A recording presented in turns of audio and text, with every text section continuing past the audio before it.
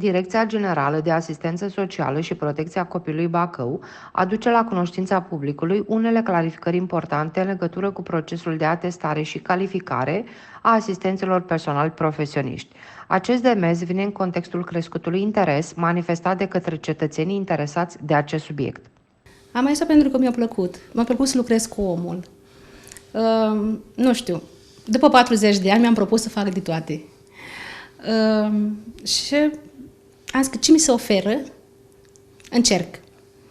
Și atunci, pentru un simplu pliant care mi-a venit acasă, am zis că ar fi o ocazie și o șansă să văd dacă pot să mă încadrez în meseria asta. E greu? E ușor? Nu e nici greu, dar nici ușor. Sunt zile cu soare, sunt zile cu mai puțin soare, dar se poate.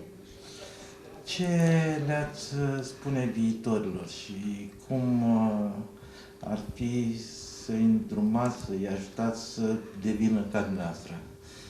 Ce le-aș transmite? Da. Dacă crede că poate, să încerce că e frumoasă meseria asta, să dea lucra cu omul. Deci e frumoasă meseria. Nu meseria, poate că nu știu dacă am spus bine meseria, dar e frumos să lucrezi cu omul. De când nu practicați? Poftim? De când nu practicați? Sunt 2 ani și jumătate de când o practic. 2 ani Am și văzut că jumătate. ați pregătit încăperi noi pentru... Da, nu știu, bine, la început am stat împreună aici, la bucătărie, și acum stăm.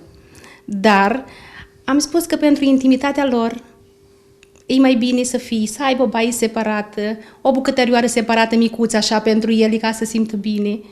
Totuși că mâncăm împreună aici la masa mare. Dar, nu știu, ne-am gândit și pentru intimitatea lor, dar și pentru a noastră. Nu că ne-ar fi deranjat, dar e mai bine așa, așa am simțit noi. Și am avut posibilitatea de a face lucrul ăsta și am încercat. Și văd că am reușit. Viitorul sună bine. Sună, da. Da, eu sunt foarte mulțumită. Pentru a deveni un asistent personal profesionist certificat, este esențial să obții certificatul de calificare sau de competențe profesionale emis de către un furnizor acreditat de formare profesională în acest domeniu.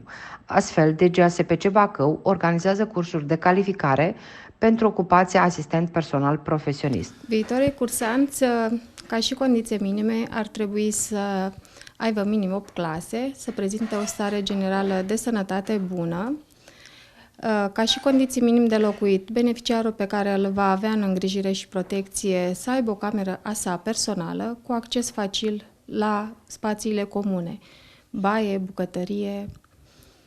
Încurajez pe toată lumea să acceseze acest curs, nu doar pentru condițiile care sunt din punct de vedere material, dar și pentru a experimenta altceva. Unde ar trebui să se adreseze?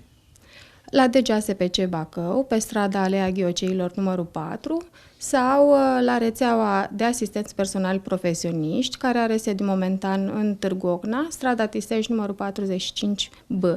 De astfel, se găsesc toate informațiile pe site-ul DGASPC-ului Bacău, în secțiunea anunțuri. Am înțeles că și primăriile au fost anunțate. Da, am încercat să promovăm acest serviciu și la nivelul primăriilor din județul Bacău. Am lăsat pliante, am distribuit și la actualii apepiști pliante pentru a le da cunoscuților care doresc să acceseze acest curs și această meserie.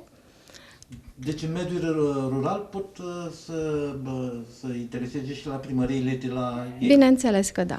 Cererea de solicitare a atestării ca asistent personal profesionist trebuie să fie însoțită de următoarele documente: copii de pe actele de stare civilă, copie de pe dovada absolvirii învățământului gimnazial obligatoriu, corespunzător prevederilor legale în vigoare la data absolvirii studiilor, o scurtă prezentare a sa, precum și a persoanelor cu care locuiește, menționând numele și prenumele, data nașterii acestora și gradul de rudenie cu solicitantul, precum și acordul din partea fiecărei persoane adulte cu care locuiește pentru activitatea pe care urmează să o desfășoare. Adeverințele medicale privind starea de sănătate, eliberate de medicul de familie, atât pentru solicitant, cât și pentru persoanele cu care locuiește, copii de pe titlul de proprietate sau de pe contractul de închiriere sau comodat al locuinței, pe o durată de minimum 3 ani, cu o cameră separată pentru persoana care urmează a fi îngrijită.